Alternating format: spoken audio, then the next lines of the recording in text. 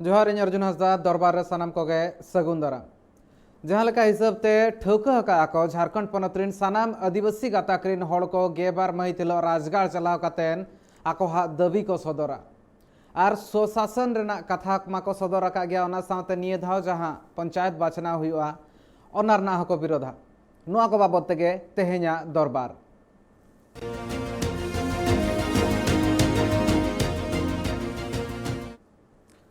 हुलसई दो बांगा मारांग हुलसई कना मेनखान चेत खातिर ते हुयु कना जहां तिना गे आदिवासी मेना कोआ उनको को चेत स्वशासन मेंटेन को मेने अनवा चेदा बांग लागु कना जहां तिना की 5th शेड्यूल रेना स्टेट मेना 5th शेड्यूल रेना पनत मेना गेल गोटांग पनत मेना भारत देश भितर रे ओना मद खन झारखंड हो मेटांग कना और नो 5th शेड्यूल स्टेट रे पैसा कानून लगो एकाल गे लगती कना मेनखान नितो धबिते बांग हुई कना नुआ इदी कातेन गे गपाल माराव लेन तहन को जहां तिना गे आदिवासी गाताक रेन मारांग और अगुवन को साथ मझी हुएन मानकी मुंडा हुएन और आकोरेन जहाँ तीन मारांग अकिलान हड़ को नुआ गपाल मारा रे ठौका ले तहन को गेबार झारखंड गेबार जहाँ हिसाब ते ले कना गेबार महितला झारखंड रेना राजगार रे चलाव कातेन आको हुलसई को उदु सदरा नुआ को बाबत ते गालमारा हुआ नुआ को बाबत ते होला हो गालमारा हुइलना तेहेñ नुआ को बाबत ते गालमारा हुआ इन सलाते तेहेñ नेता पड़ा लेकाते जपड़ाव कना प्रभाकर कुजूर जहाँ दो आदिवासी बुद्धिजीवी मंच नि संयोजक कना उन सला गापालमारा लहासेन इदी हुआ और जहाँ हिसाब ते नेल हुआ नय नुआ कमी होरा को तीना लगती कना नितो स्वशासन ना कथा मेन हुई कान थान आबुआ दिसम आबुआ राज नोआ गे नारा ताहे कान ताहन और नोआ रेना कथा आबुआ दिसम आबुआ राज भितिर रे चेत आबुआ दिसम आबुआ राज हुई दाड़ा और जुदी अपनाते अपनारा शासन मेटांग टोठा रे जहाँ गे मना कोआ अपनार जहाँ तीन गे हड़ भितर खन गे मिद हड़ मुखिया मेनते बाछा हुआ और इना तायम ते ओना चेद लेका शासन व्यवस्था तोंगे तहना नोआ को बाबत जस्ती गापालमारा हुआ इन सलाते जपड़ाव कनाय प्रभाकर कुजूर आदिवासी बुद्धिजीवी मंच नि सहयोग प्रभाकर कुजूर जी बहुत बहुत स्वागत है आपको आज का इस चर्चा में। जोहार सर। जोहार जी बिल्कुल एक बहुत बड़ा एक धरना प्रदर्शन महाधरना होने वाला है रांची में लेकिन आप लोगों का दावा है कि जो पंचायत का इस बार का चुनाव होने जा रहा है उसको रद्द किया जाए लेकिन ऐसा आप लोग क्यों चाहते हैं वो सुने हैं लेकिन फिर भी आपसे जानना चाहते हैं। ऐसा है कि जो संवैधानिक प्रोविजंस हैं जो संविधान में जो प्रावधान किए गए हैं जी जैसा कि हम लोग 2 अमेंडमेंट जानते हैं डिसेंट्रलाइजेशन के समय संविधान के 73rd अमेंडमेंट की बात करते हैं तो उसमें अगर देखा जाए तो पार्ट 9 को जोड़ा गया उसमें जो आपको संविधान के अनुच्छेद 243 से लेकर 243 ओ तक आपको पार्ट 9 मिलेगा जिसमें एक आर्टिकल है आर्टिकल 243(m)(1) उसमें यह बात स्पष्ट रूप से लिखी है in this part shall be applied in schedule area refer two clause 1 of article 244(1) यानी पार्ट 9 के प्रावधान जो है अनुसूचित क्षेत्रों में लागू नहीं होगा। तब जो ये जो है अमेंडमेंट जो है 92 में आया था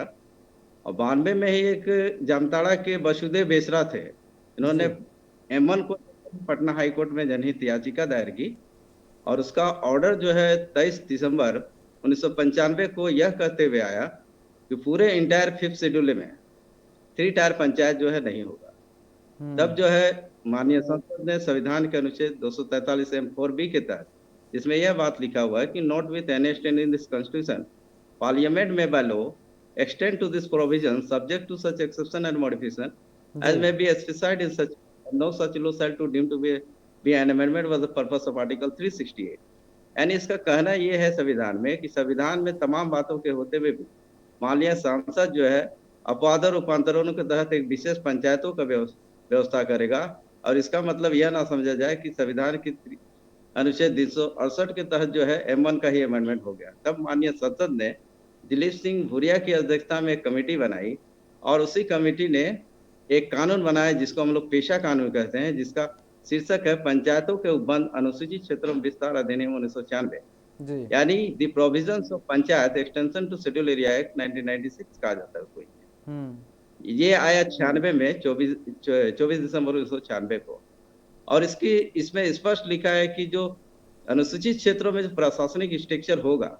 वह 6 शेड्यूल पैटर्न पे होगा यानी डिस्ट्रिक्ट पे ऑटोनोमस डिस्ट्रिक्ट काउंसिल और जो विशेष जो गांव होंगे उसमें एक विशेष आदिवासी ग्राम सभा का व्यवस्था किया गया है, जो संविधान कॉन्स्टिट्यूशन के 6ठे अनुसूची के पैटर्न पे होगा। हम्म। तो ये जो 3 टायर पंचायत जो है वह अनुसूचित क्षेत्रों में लागू नहीं है। यह संवैधानिक रोक है और राज्य विधानमंडल को उसमें कहा गया है पेशा के 23 प्रावधानों में 4 में जब आप पढ़ेंगे तो उसमें लिखा हुआ है कि राज्य विधानमंडल जो है पेशा के 23 प्रावधानों के विरुद्ध कोई भी नियमावली नहीं बनाएगा।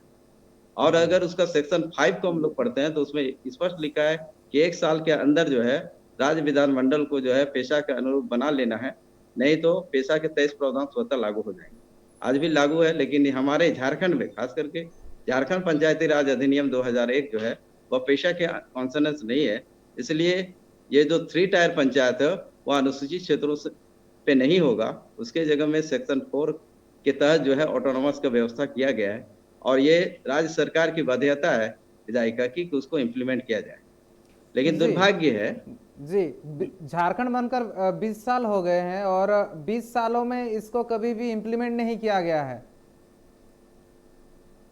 कारण ये है सर कि यहाँ पे जो विधायिका जो है उसकी जो अज्ञानता है, जो संवैधानिक अज्ञानता है, जिस कानून को जो है 23 दिसंबर 1995 को पटना हाई कोर्ट ने निरस्त किया, उसी को झारखंड ने अंगीकृत किया है। जैसा कि कहा जाता है कि जो राज्यों का गठन होता है उसका नाम है स्टेट रीऑर्गेनाइजेशन एक्ट, जिसको हम लोग जी। बोलते हैं राज्य पुनर्गठन गठन कानून, जिसके सेक्शन 85 में अगर आप देखेंगे तो उसमें स्पष्ट लिखा है कि जो कानून बिहार में थे उसी को झारखंड को अंगीकृत करना था। लेकिन ज्ञात हो कि जब हम लोग एकीकृत बिहार में थे उस समय जो है पेशा के प्रोविजनों के पहले जो है आपका झारखंड एरिया ऑटोनोमस काउंसिल था, तो उसी को झारखंड को अडॉप्ट करना था शेड्यूल एरिया में, लेकिन ये नहीं हो पाया। और ये 2001 में जो ध्वनि पत्र से जब विधानसभा में पारित हुआ तभी से आदिवासी बुद्धिजीवी मंच जो है लगातार जो है न्यायपालिका से लेकर के आपका कार्यपालिका विधायिका तक जो है संघर्ष कर रहा है और तमाम डॉक्यूमेंट्स मेरे पास है जो सरकार और संविधान के प्रावधानों के विरुद्ध जाते हैं। जी बिल्कुल, ये एक बहुत ही बड़ी विडंबना का विषय है। अगर बात करें झारखंड ही नहीं, ओडिशा में भी इस प्रकार का जो अगर बात करें स्वशासन व्यवस्था वो भी लागू नहीं हुआ, अभी 5वीं अनुसूची का क्षेत्र है। लेकिन यहाँ पर अगर झारखंड में बात की जाए एक महाधारणा होने जा रहा है, उसको महारैली भी कह सकते हैं, वो होने जा रहा है। लेकिन पहली बार ये देखने के लिए मिल रहा है कि जितने भी आदिवासी कोई भी आदिवासी जाति का है सब एक मंच पे आ रहे हैं। ये कितना मददगार होगा? ये काफी मददगार होगा। ये हमारा प्रयास रहा है 2001 से कि हम लोगों ने इसको काफी प्रचार प्रसार किया है। इवन हम 10 राज्यों में जो 5th शेड्यूल जो राज्य है वहां पर हमने पेशा को पढ़ाने के लिए भी गया है। और पहला हमारा हिमाचल का दौरा था जब हम लोगों ने पेशा को पढ़ाने मैं गया था। तो डिफरेंट रूप से हम कह सकते हैं कि जो मेरा 21 साल का जो आंदोलन रहा है आज वह कहीं धरातल में जरूर दिख रहा है, क्योंकि ये जो 3 टायर पंचायत जो सामान्य पंचायत हमारे क्षेत्रों में आ गया है, इससे हमारा अनुसूचित क्षेत्र में जो शांति और जो सुशासन की व्यवस्था जो की गई है 5वीं अनुसूची में वह नहीं हो पा रहा है। हमारे यहाँ पलायन है, नक्सली है और बहुत तरह से जो गरीबी है यह जोरदार है, भ्रष्टाचार भी काफी ज्यादा बढ़ चुका है। ये जो है असंवैधानिक कानून की वजह से और अराजकता की स्थिति भी पैदा हुई। जी, फिर स्वशासन होने से जो गरीबी है वो सब खत्म हो जाएगा, यानी कि जो जिस प्रकार का अभी नक्सली एक बहुत बड़ा दिक्कत आप बता रहे हो वो देखा भी जा सकता है। और उसी हिसाब से क्या अगर यहाँ पर स्वशासन व्यवस्था लाया जाए तो इन सब चीज़ों से मतलब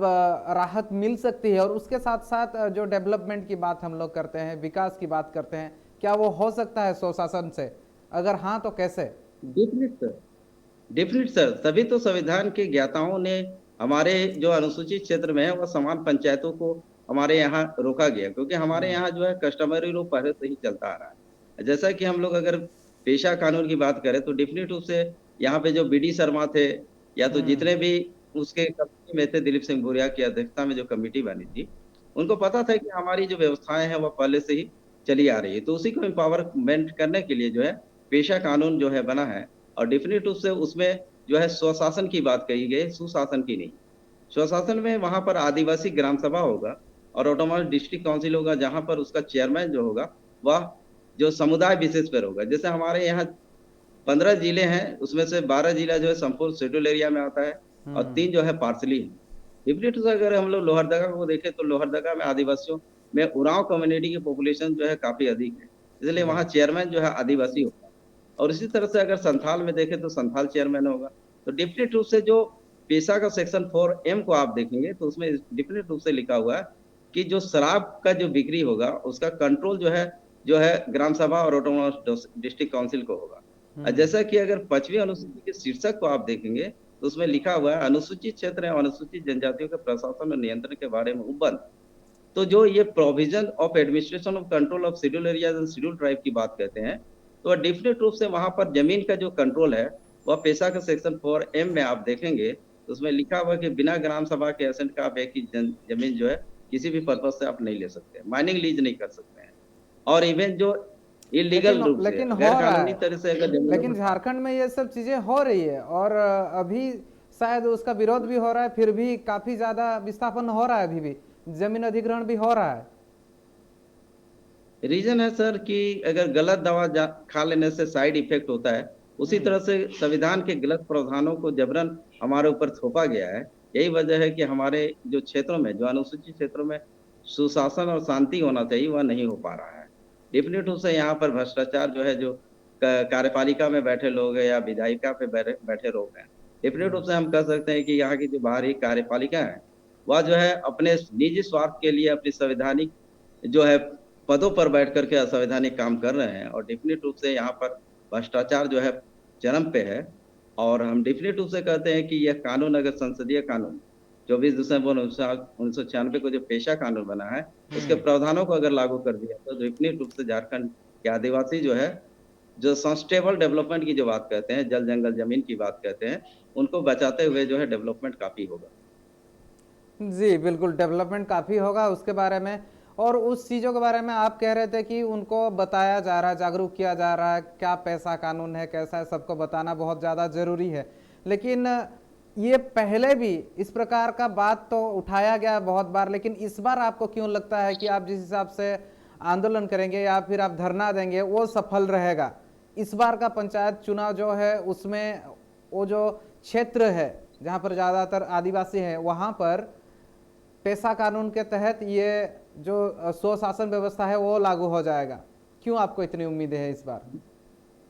डेफिनेट रूप से हम कह सकते हैं सर, क्योंकि हम लोग 3 मार्च को हम लोगों ने राज्य निर्वाचन आयोग को लिख कर दिया है और उसमें तमाम तरह का डॉक्यूमेंट्स हम लोगों ने लगाया है। क्योंकि इससे पहले जो 16 में दीपक बिरुवा की अध्यक्षता में एक चाईबासा के जो विधायक हैं दीपक बिरुवा, जी उनकी अध्यक्षता में एक कमेटी बनी थी। क्या कि 14 में हमको जो है विधानसभा एक जो है चिट्ठी दिया था, उसके जो स्पीकर थे, जो अध्यक्ष थे, उन्होंने एक चिट्ठी निर्गत की आदिवासी बुद्धिजीवी मंच के नाम से कि सेक्शन 4 जिस मामले को लेकर के हम लोगों ने कोर्ट में था, उसी में उन्होंने स्पष्ट लिख कर दिया है कि सेक्शन 4 और M में नियमावली बनने की प्रक्रियाधीन है। डेफिनेट है इस चिट्ठी के माध्यम से एक कमेटी बनी विधानसभा की अध्यक्षता विधानसभा कमेटी, जिसके अध्यक्ष हुए दीपक बिरुवा, चाईबासा विधायक। उन्होंने हम लोगों ने काफी पढ़ाया लिखा है। उसको पढ़ाने के बाद में उन्होंने जो रिकमेंडेशन किया है कि जो 3 टायर पंचायत यानी झारखंड पंचायती राज अधिनियम 2001 जो है पेशा के कॉन्सोनेंस नहीं है, इसलिए इसको बृहद जनजातीय हितों को देखते हुए इसको अविलंब जो है यहाँ से रद्द किया जाए, भंग किया जाए। और जो पेशा का सेक्शन 4O है जो 6 शेड्यूल पैटर्न की बात करता है, उसके तहत जो है संवैधानिक प्रावधानों को हुबहू जो है इम्प्लीमेंट किया जाए। तो और भी अभी आरटीआई किए तो आरटीआई में जो पंचायत सचिव ने जो जवाब दिया है, कोर्ट में कहा है कि पेशा जो है संपूर्ण रूप से लागू है, लेकिन एक तरफ वो आरटीआई में कहता है कि नियमावली बनने की प्रक्रिया थी। इस तरह से जो जवाब जो आया है वह काफी विरोधाभास है। और डेफिनेट रूप से हम कह सकते हैं कि इस बार का जो पंचायत चुनाव होगा अनुसूचित क्षेत्रों में खास करके 15 जिलों में डेफिनेट रूप से रुकेगा। जी जी, निश्चित रूप से रुकेगा आपका ये कहना है और उसी हिसाब से काफ़ी ऊपर से जवाब है। और भी जो 5वीं अनुसूची के राज्य हैं उनका भी शायद वहाँ के भी लोग थोड़ा बहुत इसको देखकर जागरूक होंगे और शायद आगे भी आएंगे। अगर एक जगह नहीं हुआ तो शायद इस चीज़ में झारखंड पहली बार ये चीज़ करने के लिए तैयार है अभी, और सभी आदिवासी संगठन भी तैयार हैं। एक छोटे से ब्रेक के लिए रुकते हैं, ब्रेक के बाद ये चर्चा जारी रहेगी।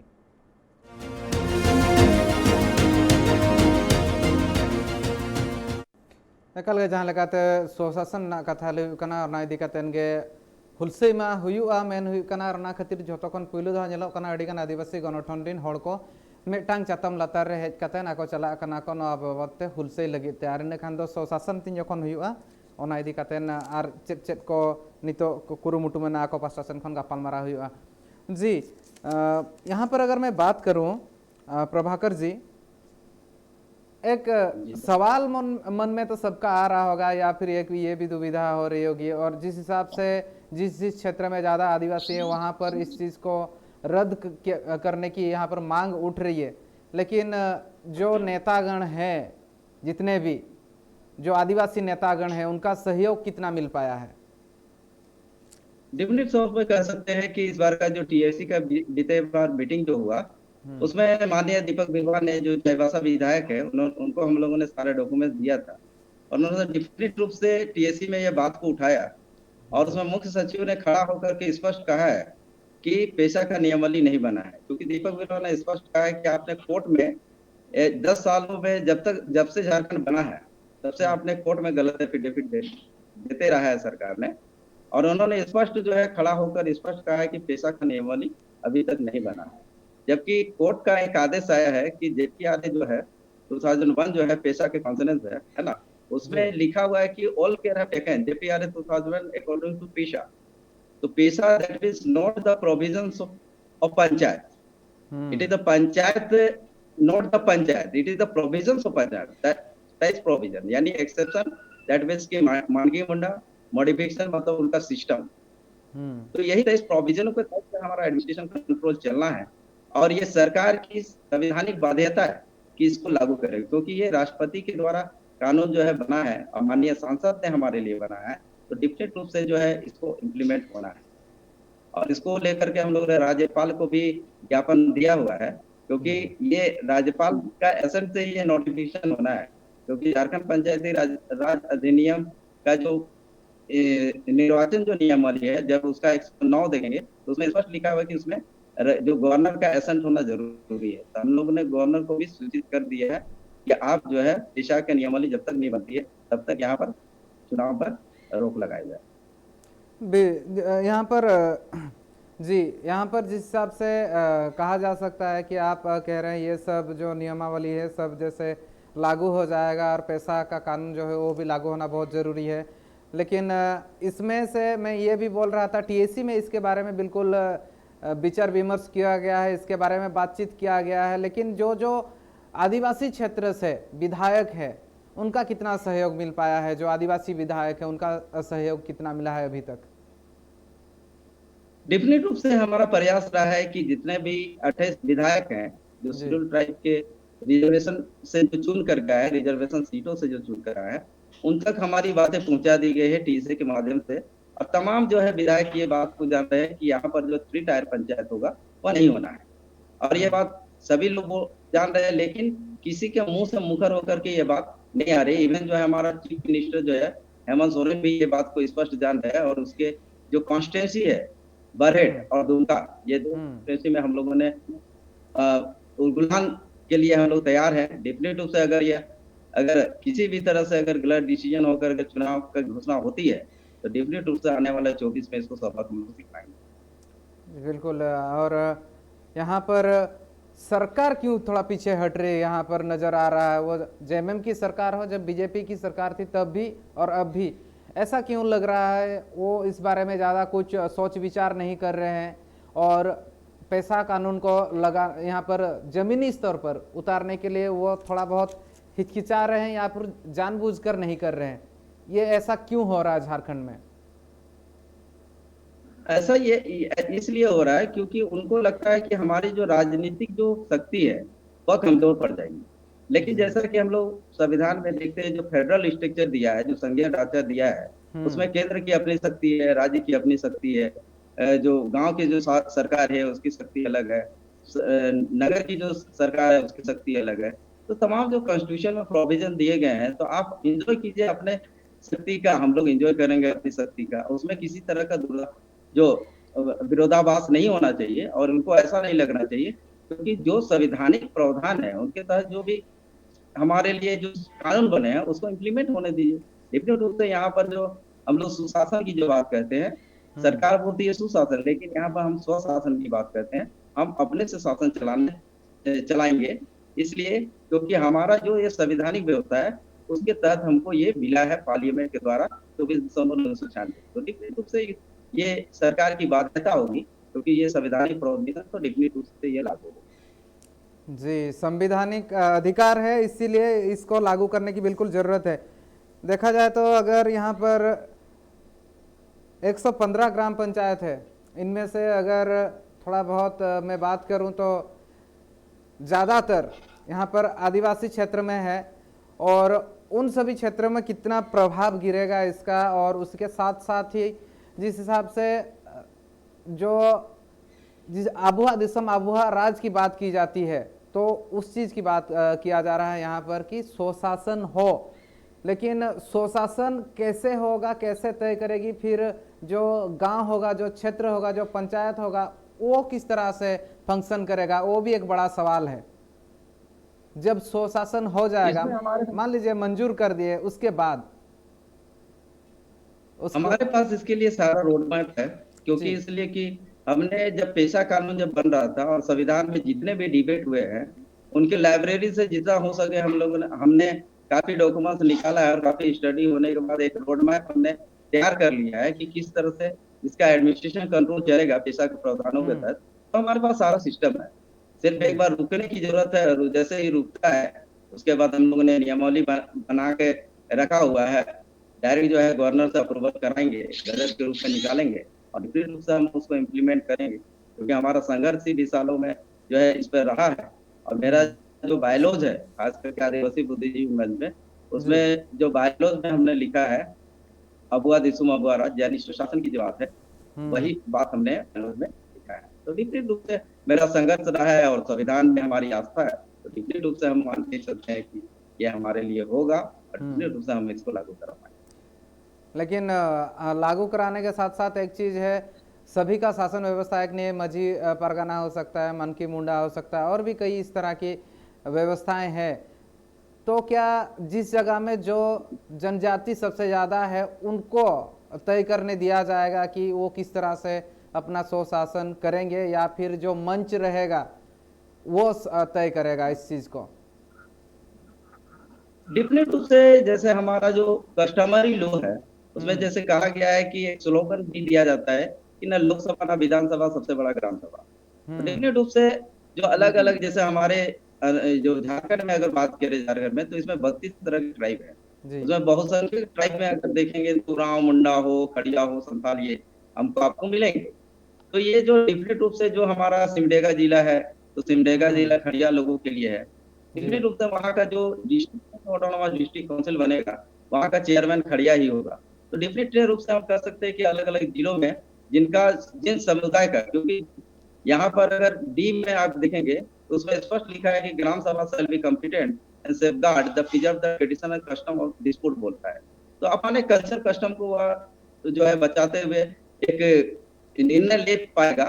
तमाम चीजों पर। जैसे आज हमारा जो खास करके नागपुर में अगर सीएनटी एक्ट की बात करें, तो सीएनटी एक्ट में जैसे आपका है सरना है, मसला है, भूतखेत है, डाली कतारी है, सारी जमीनों पर जो है बाड़ियों का अतिक्रमण हो चुका है। तो डिफरेंट रूप से हम लोग अगर ऐसा देख पाते हैं इस कानून के जरिए कि हम लोग जो है अपने से अगर शासन चलाते हैं, तो हमारे नीचे जो है जो डिस्ट्रिक्ट में होगा तो डीसी साहब जो है हमारे सचिव होंगे। जैसा कि हमारे 5th शेड्यूल में अगर देखेंगे तो एग्जीक्यूटिव पावर का एक्सटेंशन है। तो हमारा डिफरेंट रूप से जो मांझी परगना होंगे वह विधायिका होगी, और जो डीसी वहाँ के होंगे वह कार्यपालिका होगी, वीडियो सीओ कार्यपालिका होंगे ग्राम सभा के। तो डिफरेंट रूप से हमारे थ्रू जो अगर सिस्टम चलेगा तो डिफरेंट रूप से हम लगता है कि अगवा देश में हुआ राज का जो सपना है वह हम लोग संपूर्ण रूप से पूरा कर पाएंगे। जी, आप वो चीज़ कह रहे हैं, और उसी के साथ साथ और एक चीज़ है, ये काफ़ी कुछ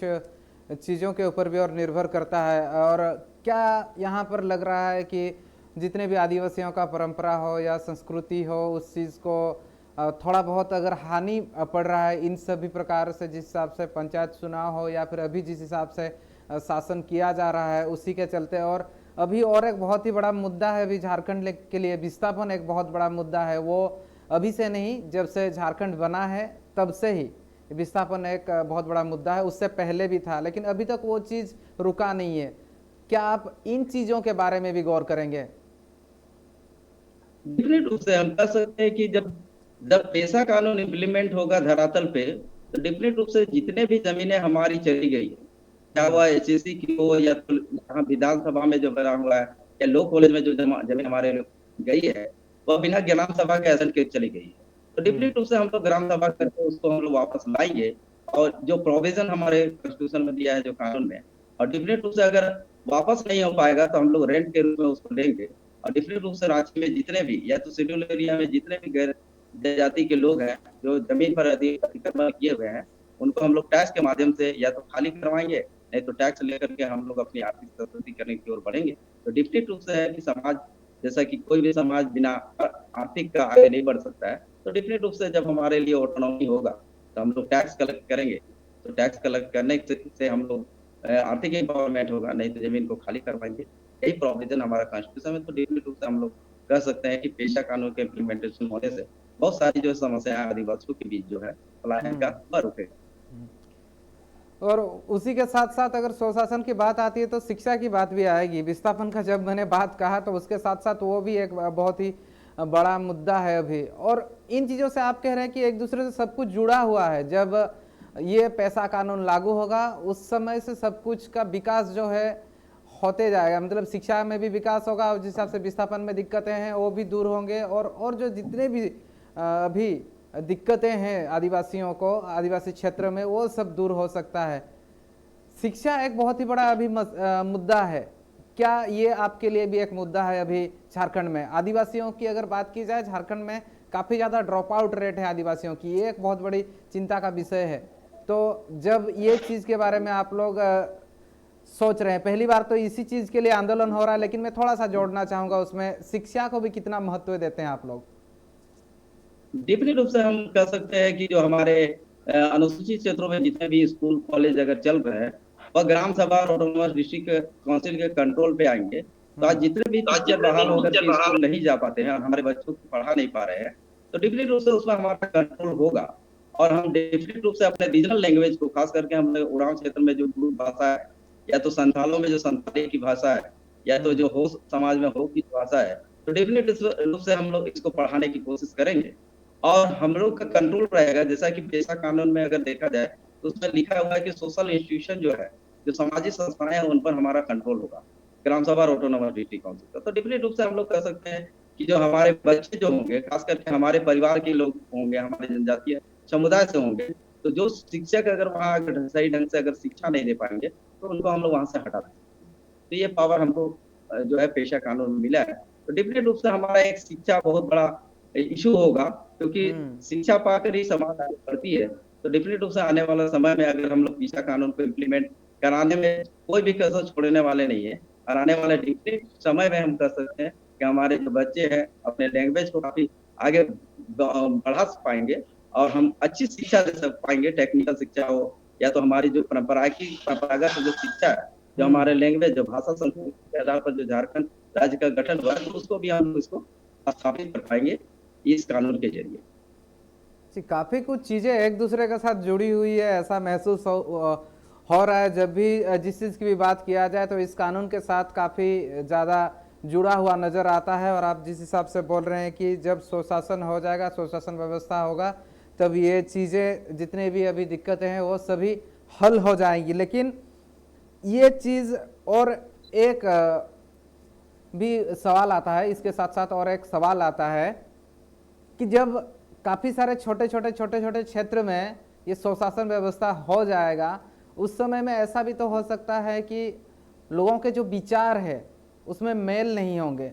और उसके साथ साथ किसी एक जन के पास उस क्षेत्र में अगर कुछ गलत हो रहा है तो उस चीज़ को सही करने का उसके पास कोई राइट नहीं होगा। ये भी और एक दिक्कत सामने आ सकता है। क्या आपको ऐसा नहीं लगता? हमको ऐसा नहीं लगता है, क्योंकि जैसा कि हम लोग संविधान सभा की बात करें तो जैसे जैसे हमारे झारखंड से ही जो पाकरा से जो थे जयपाल सिंह मुंडा, जिन्होंने संविधान सभा में कहा था कि लोकतंत्र जो है आदिवासियों की देन है। तो डिफिनेट रूप से हमारा हर डिसीजन जो है, जैसे हमारा कस्टमरी लोग हैं, चाहे वह शादी ब्याह हो या किसी तरह का मेहमान, मतलब छठी हो या तो जो मरना हैरना जो भी त्योहार होते हैं, सभी सभी हमारे लोकतांत्रिक व्यवस्था से चलते हैं। तो डिफिनेट रूप से हम लोग कह सकते हैं कि जो लोकतंत्र जो जिंदा है, आज आदिवासी के बदौलत जिंदा है, और ये इस तरह की समस्याएं बिल्कुल ही नहीं आएंगी, क्योंकि सारे सारे समस्याओं को हम लोगों ने अध्ययन करके, क्योंकि हमारे यहाँ सिर्फ अनुसूचित जनजाति के लोग नहीं जी। और गैर जनजाति के लोग, उनको भी हम लोग प्रोटेक्शन देते हुए भी हम लोग इसको चलाएंगे और बहुत बेटर तरीके से चलाएंगे। और देश में एक मिसाल होगा कि आदिवासी समाज जो है सही मायने में जो है एक सिस्टम से वह चलता है और सभी किसी को कुचलने का काम या दबाने का काम नहीं करता है, सबको साथ लेकर के चलता है। ये बात हम लोगों ने सिद्ध करके दिखाना है इस कानून के जरिए। हमारे साथ इसी बीच जुड़ चुके हैं अर्जुन सामंत जी, जो कि सामाजिक कार्यकर्ता है। बहुत बहुत स्वागत है अर्जुन सामंत जी। जी अर्जुन सामंत जी, बहुत बहुत स्वागत है आपका। हाँ जोहार, वो मुझे आपका आवाज सुनाई दे रहा है? जी जी, बहुत बहुत स्वागत है। और उसी के साथ में काफी कुछ बात हो गई अभी तक। हमारे साथ मौजूद है यहाँ पर प्रभाकर कुजूर जी, और प्रभाकर कुजूर जी से काफी कुछ बात हो चुका है अभी। और जिस हिसाब से आप नवंबर के इस महीने के यानी 12 तारीख को राजधानी जाएंगे, रांची जाएंगे, वहां पर प्रदर्शन करेंगे कि चुनाव रोका जाए, उस बारे में बातचीत हो रही थी। लेकिन आपसे भी मैं जानना चाहूँगा आपकी इसके ऊपर क्या राय है। आप इस चीज़ को लेकर जा रहे हैं रांची में, और जाने के बाद से आप वहां पर अपनी बातों को रखेंगे, क्या लगता है इस बार ये चीज़ हो पाएगी? ये सवाल मैंने यहाँ पर प्रभाकर जी से भी पूछा था। देखिए, निश्चित रूप से हम कोई भी पहल हम करते हैं तो निश्चित रूप से हम ये नहीं कह सकते हैं कि उसका नतीजा हमको तुरंत हमको मिलेगा। हम ऐसा हम नहीं कह सकते हैं, क्योंकि बहुत सारे ऐसी चीज है जो हमारे वश की बात है और कुछ चीजें ऐसी है जो हमारी वश की बात नहीं है। निश्चित रूप से मुझको लगता है कि हम सरकार को अपने बातों से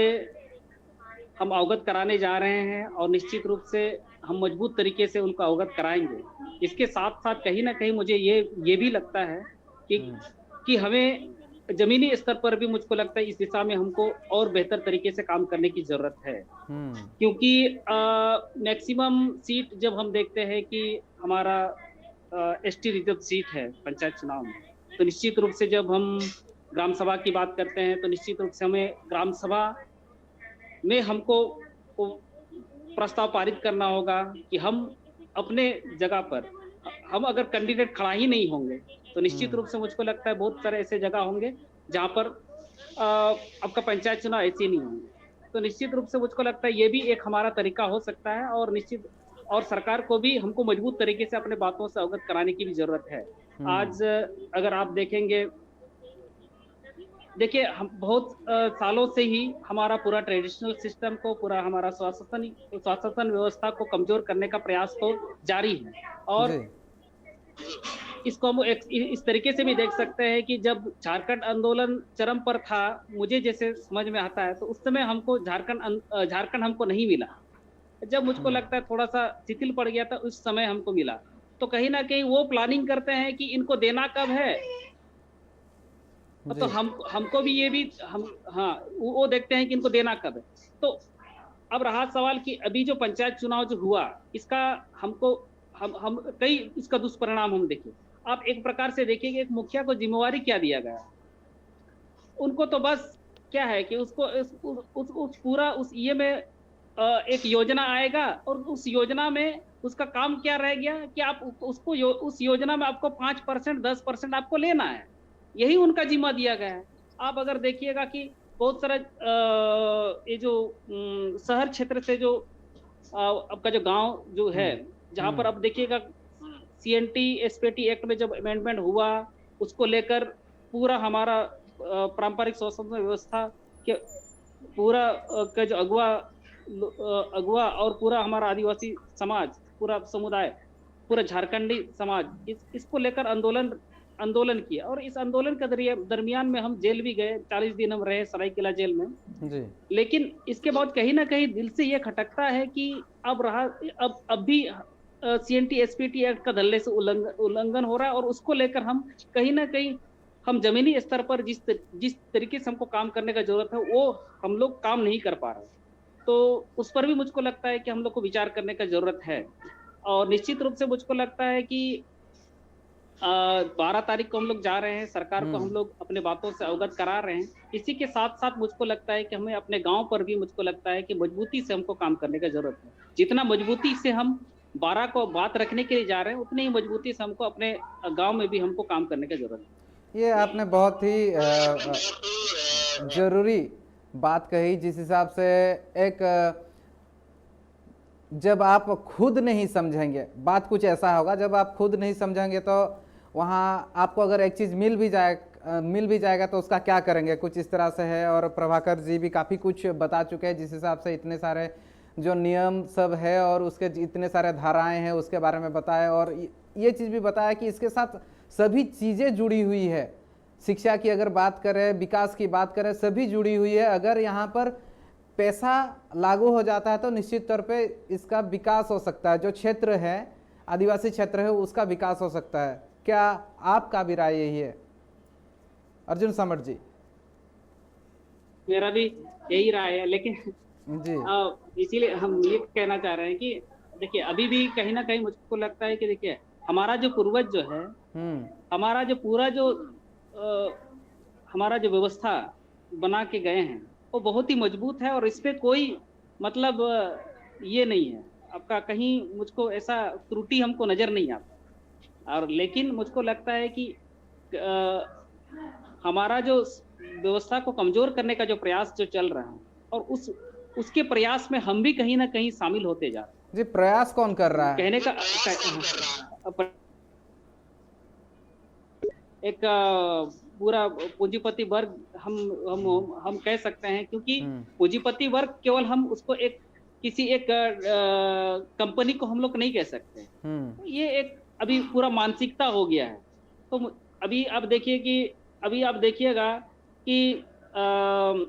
आदिवासी विरोधी बोलने से हम लोग केवल गैर आदिवासी को ही उसमें हम लोग नहीं कह सकते हैं, क्योंकि आप अगर देखिएगा CNT SPT एक्ट का जो ड्राफ्ट बना उसमें हमारा आदिवासी भी शामिल था। ये जो अमेंडमेंट जो हुआ उसका जो ड्राफ्ट जो तैयार हो रहा था उसमें हमारा आदिवासी भी शामिल था। तो ये जो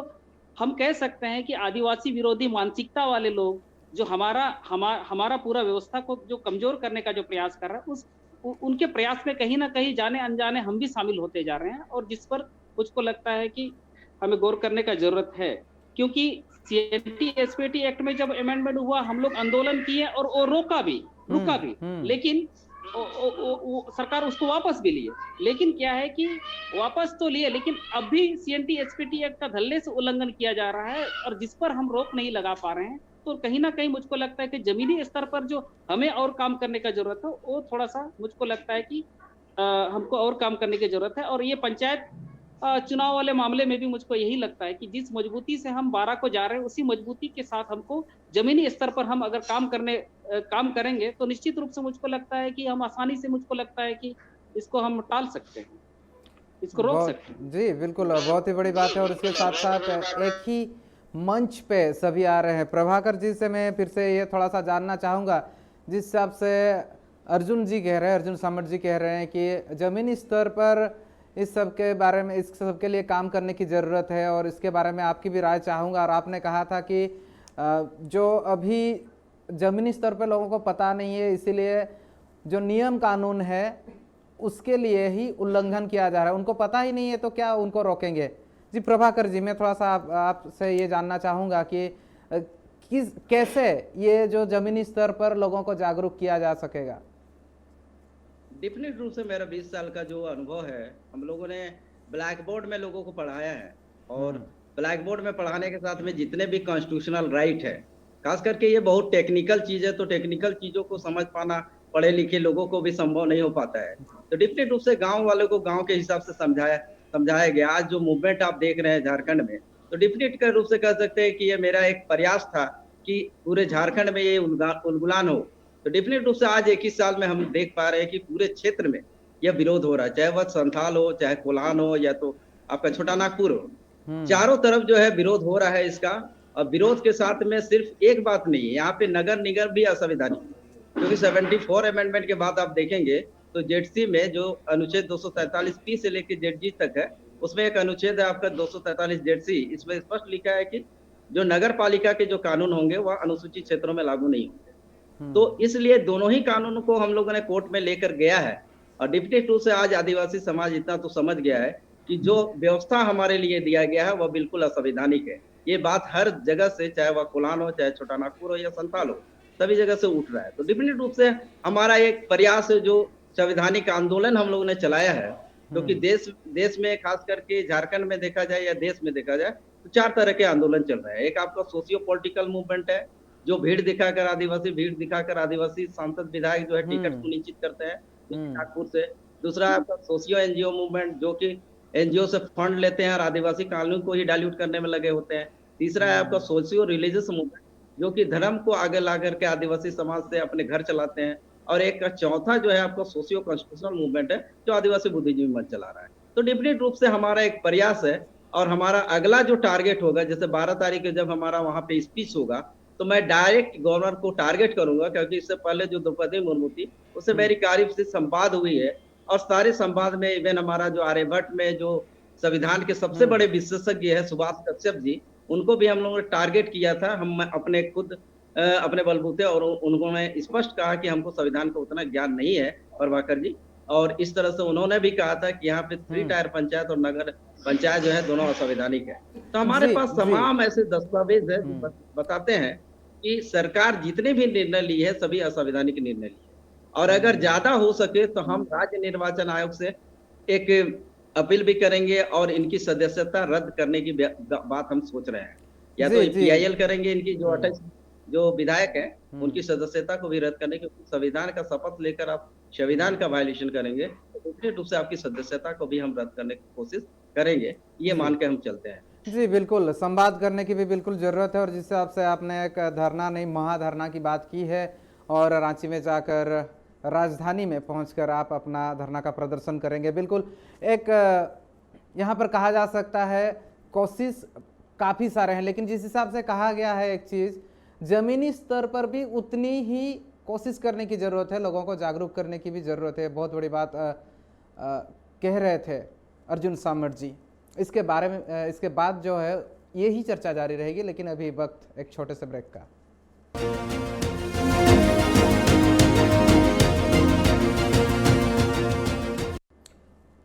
ब्रेक के बाद सभी का फिर से स्वागत है, और हमारे साथ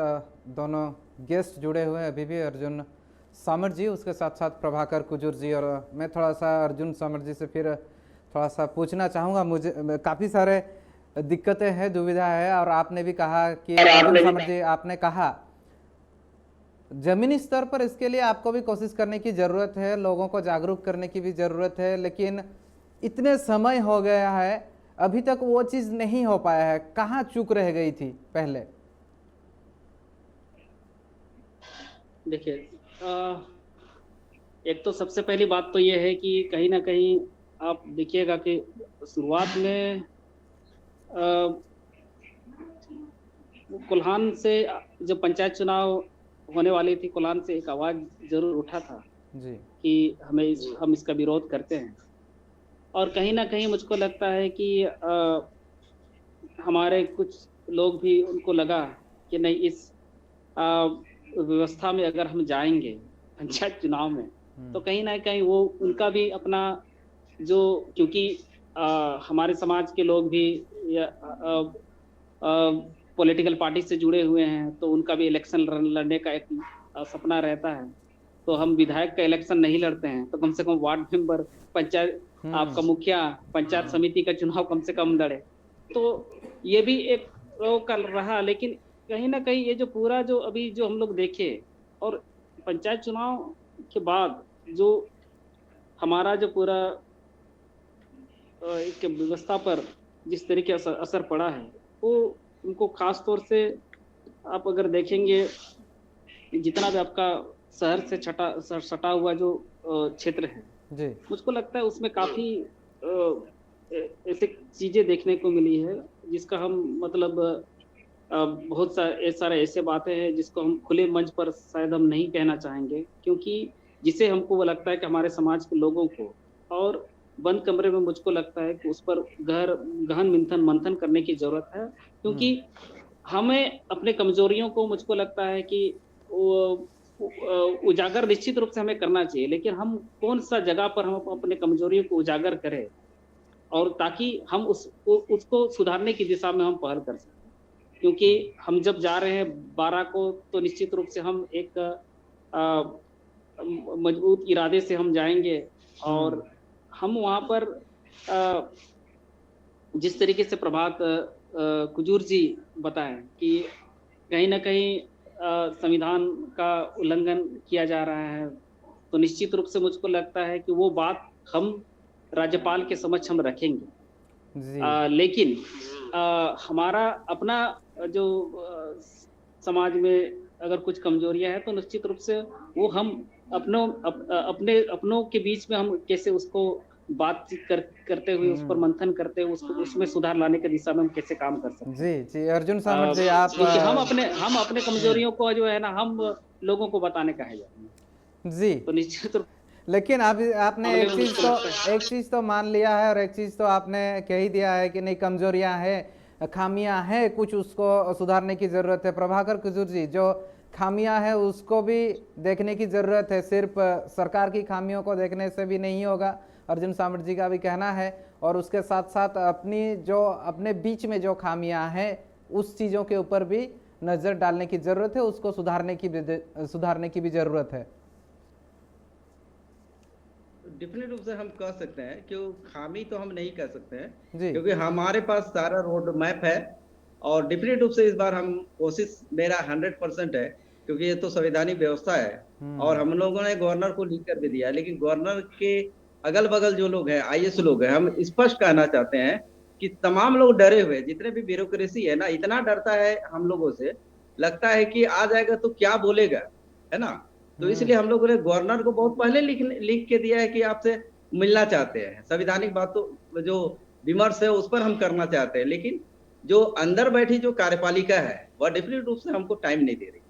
है ना। अगर सरना कोर्ट को लेकर के अगर कोई मिलने जाए तो तुरंत समय मिल जाता है, लेकिन संवैधानिक प्रावधानों के चलते अगर हम मिलना चाहते हैं उनसे, उनको संवैधानिक ज्ञान को बताना चाहते हैं, क्योंकि वह त्रिपुरा के जो है गवर्नर रहे हैं, तो डेफिनेट है कि नॉर्थ ईस्ट का जो सिस्टम लागू होना है, तो हम डेफिनेट रूप से ये प्रयास में है कि, और अगर आपके चैनल से माध्यम से अगर सरकार तक जाती है या गवर्नर तक ये बात जाती है कि हम गवर्नर से मिलने के लिए जो आवेदन दिए हैं, तो अगर तुरंत वह मिल पाए तो काफी अच्छा होगा। यहाँ पर संवैधानिक प्रावधान लागू हो पाएंगे और आदिवासियों की जो संवैधानिक अधिकार है वो बच पाएंगे। डेफिनेट रूप से हम 12 तारीख को, ये तो हम जब अपने स्पीच में जब बोलेंगे तो डेफिनेट है गवर्नर तक आवाज जाएगी और हमारी आवाज को सुनी जाएगी और हम मिलेंगे उससे और तमाम चीजों से हम उनको संवैधानिक प्रावधानों से अवगत कराएंगे। और डेफिनेट रूप से गवर्नर को ही नोटिफिकेशन करना है, जैसे हमने कहा कि राज्य जो निर्वाचन आयोग जो है आपका पंचायती राज चुनाव जो नियमावली है उसके 109 के तहत जो है गवर्नर को ही असेंट देना है। तो डेफिनेट रूप से हमको उसको तो ज्ञापन के माध्यम से हमने लिख ही दिया है और इस बार मिलेंगे तो डेफिनेट रूप से जो कार्यपालिका है उस पर भी गाज गिराने का हम 100% कोशिश करेंगे, क्योंकि वह संविधान के प्रावधानों को ही वायलेशन किए हैं और ये जो है देशद्रोही वाला काम है। तो डेफिनेट रूप से उसमें हम आगे काम करेंगे, ये हम तो खुल के कहते हैं। ये बहुत बड़ी बात आपने कहा कि देशद्रोह जैसा काम है, संविधान का अवमानना करना, और इस चीज़ पर बिल्कुल विचार विमर्श करने की भी ज़रूरत है। और जहाँ तक बात की जाए 12 तारीख, आप कह रहे हैं सरकार के पास आप अपने बातों को रखने के लिए जा रहे हैं, तो उस चीज़ को अगर देखा जाए तो कितना सफल होगा उससे ज़्यादा है कितनी बेहतर कोशिश होगी, वो भी एक बहुत ही बड़ी बात रहेगी। लेकिन आप आज के मेरे इस कार्यक्रम में, ट्राइब टीवी के इस कार्यक्रम में जुड़े, इसके लिए आप दोनों को बहुत बहुत धन्यवाद मेरे ओर से। प्रभाकर कुजूर जी बहुत बहुत धन्यवाद, उसके साथ साथ अर्जुन सामंत जी आपको भी बहुत बहुत धन्यवाद।